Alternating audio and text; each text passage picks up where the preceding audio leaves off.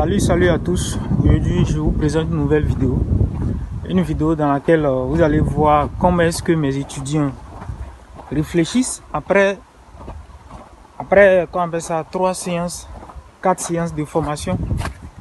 Vous allez voir un peu comment est-ce qu'ils réfléchissent et puis voir un peu leur niveau de psychologie, leur niveau de compréhension, d'analyse de graphique. Alors, il faut savoir une chose, c'est que dans le trading, le plus important, c'est le temps que vous consacrez à analyser le graphique, le temps que vous passez à comprendre une stratégie. Donc, si vous n'avez pas le temps en trading, si vous n'avez pas le temps à consacrer au trading, alors vous n'avez rien à faire sur ma chaîne YouTube. Parce que ma chaîne YouTube va vous fournir le matériel pour que vous puissiez comprendre ce que c'est que le trading. Et il vous faut du temps, il vous faut consacrer beaucoup de temps, assez de temps, afin de comprendre tout ce qui se passe sur le marché. Vous voyez, voilà. Donc, je vais vous laisser, le temps de voir un peu ce qui se passe sur le marché, comment ils réfléchissent mes étudiants. Et puis, on s'attrape. Regardez cette vidéo jusqu'à la fin. Abonnez-vous. Voilà, abonnez-vous, partagez. Et puis, il y aura des vidéos consacrées typiquement aux options binaires. Voilà ma technique, les techniques que j'utilise pour trader les options binaires. Donc, des vidéos spécialement pour options binaires. Voilà. Et cette vidéo, elle va vous parler de comment comprendre, comment analyser un graphique et en forex et en option binaire. Donc, il faut la regarder jusqu'à la fin. Voilà.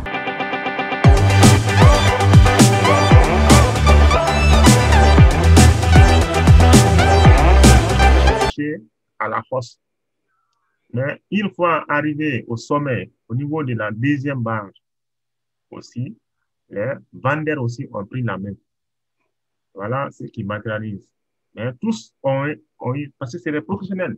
Non seulement le moment qui a quitté à la hausse a été un moment professionnel, parce qu'il a été vraiment orienté. Les barres sont pleines et le volume aussi a été vraiment, conséquent. Et quand arrivé au sommet, les vendeurs aussi professionnels ont pris la main. Et le même moment s'est suivi et les bougies ont prouvé réellement que c'est un mouvement professionnel sur le marché. Donc, le cas où, par exemple, on peut constater les mouvements des spéculants sur le marché, on voit que le marché, bon, les volumes ne sont pas conséquents. Les marchés, ça zigzag, par exemple. Les spreads ne sont pas de bons spreads, donc ainsi de suite. Et ainsi, les cas de figure que, par exemple, que j'ai présenté là, c'est pas ça si je me trompe par rapport à mon analyse.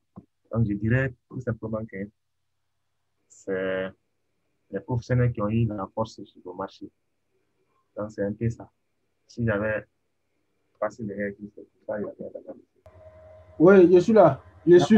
Tu n'as pas de questions pour Marcel? Bon, non. Ah bon? Oui. Marcel, Ouais. là, la dernière partie que tu viens d'analyser, là, tu as dit que le mouvement aussi est un mouvement professionnel. Non, j'ai dit quoi? J'ai dit, le moment aussi, là où il y a eu la main des professionnels, on a senti par rapport à la présence de ces deux bougies-là. Les deux bougies que je suis en train de placer là. Et ça a réellement montré. Attends, je vais l'identifier réellement. Je vais prendre. Voilà. Voilà, à partir de là. À partir de là. D'abord, ici. Voilà, ici, par exemple. Vous savez, les professionnels ont pris la main à partir de cette barre-là, la petite barre qui est là. Je ne sais pas si je peux matérialiser ça. Je ne sais pas comment on prend les outils là pour vraiment les présenter. J'arrive à prendre un outil, par exemple. Voilà, ici. Par exemple, ici. Je ne sais pas si vous voyez ce que j'ai présenté là. Oui, on voit. Voilà, la couleur, la partie de là. Ici, c'est à partir de là, à partir de cette barre-là, que les vendeurs professionnels ont pris la main. Pourquoi ils ont pris la main? Parce que non seulement la barre n'est pas aussi grande, oui, mais le volume n'est pas aussi grand. Mais qu'est-ce qui nous donne vraiment que c'est la présence des professionnels? Parce qu'on a une barre qui est vraiment pleine. La barre, elle est pleine parce que, bon, à peu près, il n'y a même pas de volume. Et le mouvement a suivi automatiquement à la hausse avec un volume aussi qui est conséquent. Vous voyez, jusqu'à les 1, 2, les 4 barres, sont des barres vraiment qui sont des barres de professionnels parce qu'on voit, on sent réellement la présence, non seulement à travers les barres et à travers le bon spread qui est là. Les barres ont été vraiment des barres croissantes et à travers les spreads. Ok. Pourquoi? Nous avons compris ce fait-là. Donc, nous sommes dans un mouvement haussier, n'est-ce pas? Un mouvement haussier professionnel. Oui. Et le mouvement baissier. Le mouvement baissier, c'est ici, je vais prendre mon petit carré là, je ne sais pas si je vais. Voilà. Je vais d'abord changer de couleur pour mettre la différence entre ces deux moments. Voilà. Je n'ai pas d'outils qui me permettent de faire vraiment le travail là. Pas comment on prend les outils là. Il faut cliquer, voilà. Clic droit. Ici, par exemple, je vais changer. Voilà, pour cliquer. Je vais changer la couleur là. Je vais mettre par exemple rouge là. Ok, voilà. À partir du rouge là. Mais la barre vert là, la barre vert qui est dans le rouge là. Bon, attends, je vais vraiment quitter. Voilà. Les 3 barres qui sont dans le rouge, c'est les barres là qui m'ont donné à travers les volumes VS ici, à ma connaissance, qui m'a donné vraiment que non seulement les volumes là sont décroissants, les 3 volumes là, 1, 2, 3 sont décroissants, et le mouvement a suivi aussi.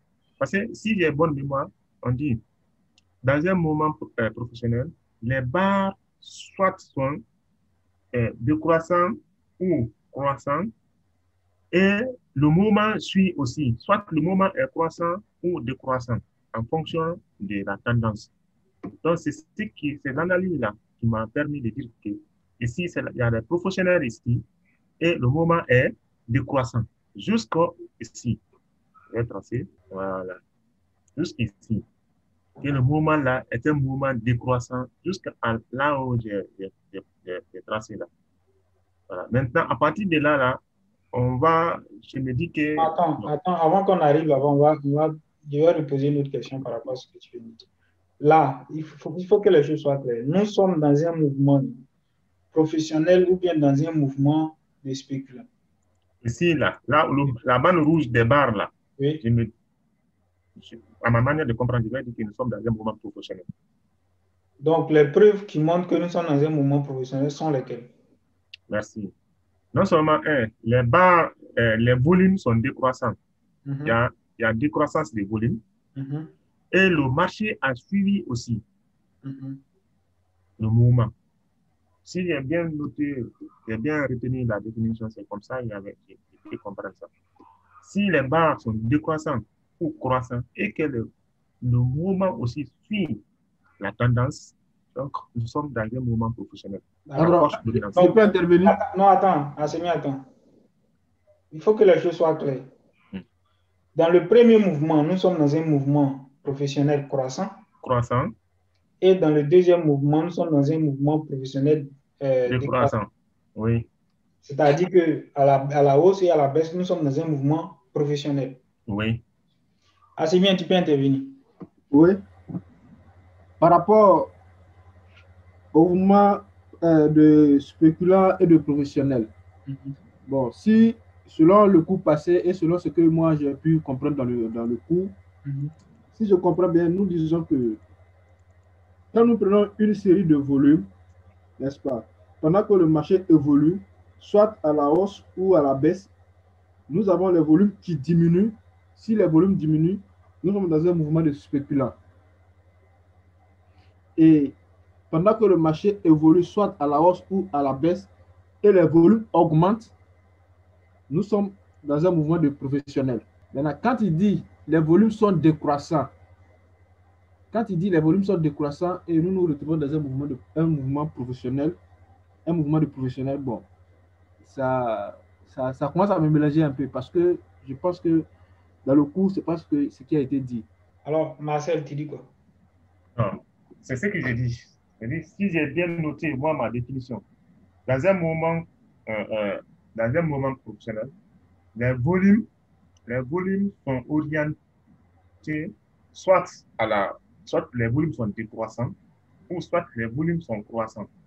Voilà. Mais si tu trouves un moment, par exemple, où les volumes, on ne peut pas vraiment les identifier, dans quelle manière, dans quel sens on voit, par exemple, volume, il y a les volumes qui sont hauts, il y a les volumes qui sont bas, et le moment aussi n'est pas aussi comme ça. Donc, c'est dans ce cadre-là on peut parler des moments de spéculation. Si moi, j'ai bien noté ma compréhension par rapport, parce que je n'ai pas eu le temps quand même de dire d'abord le livre.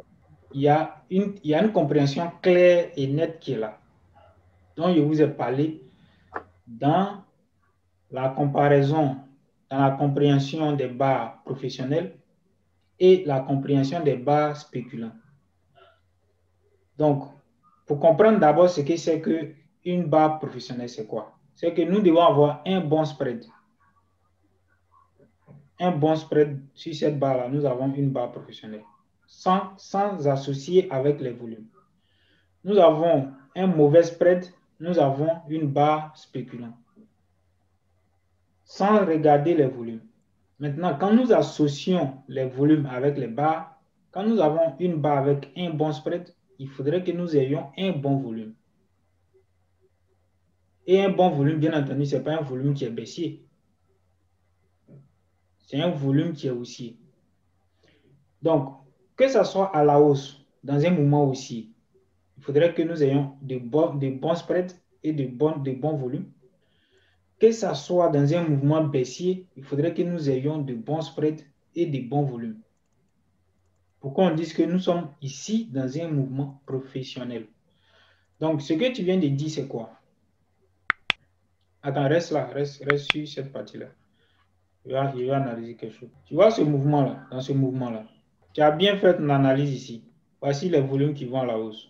En partant de cette barre-là, là, je crois qu'à partir d'ici, Oui. à partir d'ici,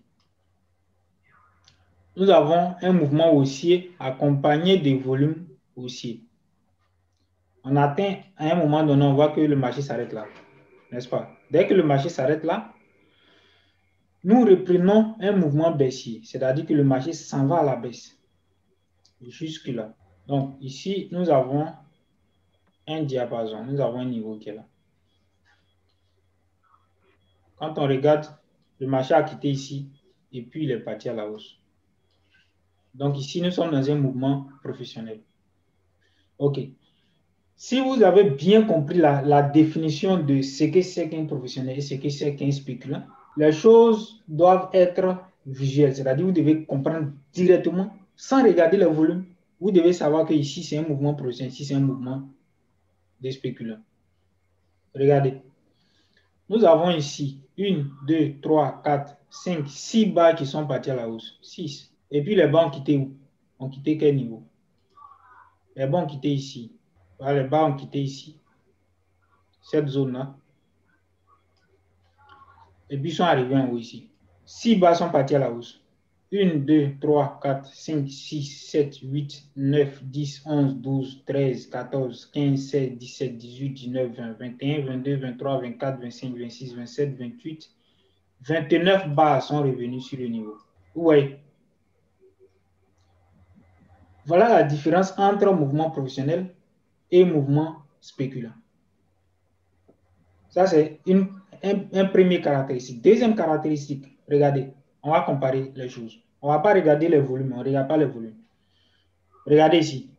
En nombre de barres qui sont partis à la hausse et en nombre de barres qui sont venus à la baisse, il y a une très grande différence. Quand on multiplie 6 par 3, ça fait 18. Quand on ajoute 1, ça fait combien? Comme ça, 24. On ajoute 1 encore, ça fait combien? Ça fait 30. Donc, si on multiplie ce mouvement-là par 5 pour qu'on ait le mouvement retour. Ensuite, regarde, en termes de bas, nous avons un large score. Deuxièmement, le spread. Nous avons 3 barres qui ont des grands spreads, qui ont boosté le marché à la hausse. En retour, nous avons de petites barres, c'est-à-dire que de petites barres avec des petits spreads. S'ils sont des petites barres, ce qui veut dire qu'ils sont des petits spreads. Oui. Prenons cette barre-là seulement. Une seule barre, 1, 2, 3, 4, 5 sont dans cette barre. On prend cette barre. 5, 6, 7, 8, 9, 10, 11, 12 barres sont dans 2 barres. 12 barres sont dans 2 barres. Quand on prend ici, 12, 13, 14, 15, 16, 17, 18, 19, 20, 21, 22, 23, 24, 25, 26, 27, 28. 28 barres sont dans 3 barres. Vous comprenez? Ok. On va regarder maintenant les volumes. Quand le marché commence par baisser là, tu vois, les volumes vont à la baisse. Je vous ai dit la définition de professionnel. Le marché va à la hausse, les volumes vont à la hausse. Le marché va à la baisse, les volumes vont à la hausse. Que ce soit dans les deux sens, si nous sommes dans un mouvement professionnel, les volumes ne doivent pas choisir le mouvement du marché. Les volumes sont toujours du côté des professionnels. Si le marché va à la baisse et que nous sommes dans un mouvement professionnel, alors les volumes doivent aller à la hausse. Les volumes doivent être croissants.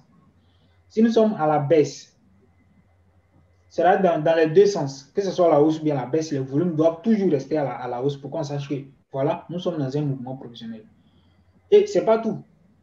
Il peut y avoir ce mouvement misère là que vous voyez, puis les volumes vont partir à la hausse. Regarde ici. Les volumes vont à la hausse. Ici, là, les volumes sont venus à la baisse. Ensuite, les volumes sont partis à la hausse. Ici, les volumes vont à la hausse. Ici, baisse. Ici, ils sont au même niveau. Et puis ici, ils vont à la hausse. Vous voyez? Donc, la nuance ici qu'il faut retenir, c'est quoi? Nous pouvons être dans un mouvement misérable, c'est-à-dire un mouvement spéculant, et puis les volumes vont partir à la hausse. Voici la nuance qu'il faut retenir. Nous sommes dans un mouvement haussier professionnel, les volumes vont à la hausse. Nous sommes dans un mouvement professionnel baissier, les volumes vont à la hausse. Mais nous sommes dans un mouvement spéculant avec de petits spreads. Les volumes peuvent aller à la hausse. Mais nous sommes dans un mouvement spéculant. Donc, c'est la nuance qui est là que vous devez savoir. Vous devez savoir les deux côtés, plus la nuance, pour que vous puissiez comprendre définitivement et à 100% ce que c'est que la comparaison des barres et la comparaison des volumes, afin de les mettre ensemble pour en tirer une conséquence. Vous voyez? Pardon, un instant, je vais faire un récapitulatif. Oui.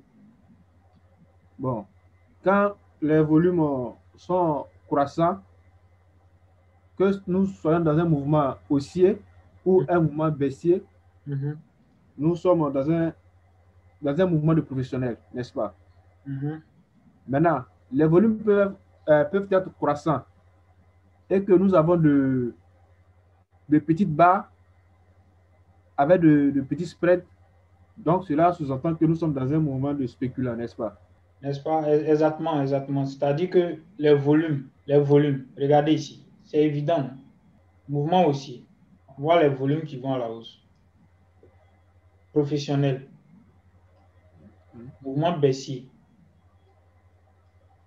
Les spreads sont entassés sur eux-mêmes. Les barres sont sur elles-mêmes. Volume baissier, volume haussier. Volume baissier, volume haussier. Volume baissier, volume haussier. Baissier, haussier. Mais qu'est-ce que ça nous dit? Nous avons de mauvais spreads. Nous avons de mauvais spreads. Donc, quand nous avons de mauvais spreads, la question qu'il faut se poser, c'est quoi? D'abord, prenons quelle barre ici a un bon volume. Prenons cette barre. Voici ici. Prenons cette barre, n'est-ce pas? Nous avons une barre haussière avec un spread normal, comparant aux autres. Pourquoi le marché? Donc, nous avons ici un mouvement haussier professionnel, supposons. Pourquoi le marché va à la hausse? Se clôture à la hausse, et puis la seconde barre se clôture un doji avec un bon volume en plus. Ensuite, nous avons un mouvement baissier avec un bon spread, le voici. Et puis un bon volume, le voici. Pourquoi, si nous sommes dans un mouvement professionnel baissier, pourquoi la seconde barre se clôture à la hausse avec un petit spread et un petit volume? Vous voyez, l'analyse que je viens de faire ici, là, regardez ici. Quand on vient ici, nous avons le début de ce mouvement aussi, là. Voici son volume. Cette barre-là, voici son volume que Marcel a fait. Ensuite, nous avons un bon spread. Voici son volume. Un grand volume qui dépasse 3 autres volumes. Si nous sommes dans un mouvement professionnel, la seconde barre doit confirmer que nous sommes dans un mouvement professionnel. Donc, la seconde barre doit se clôturer dans le sens du professionnel. Vous voici. La seconde barre se clôture dans le sens. Avec un volume au même niveau ou bien un peu plus haut que le volume précédent.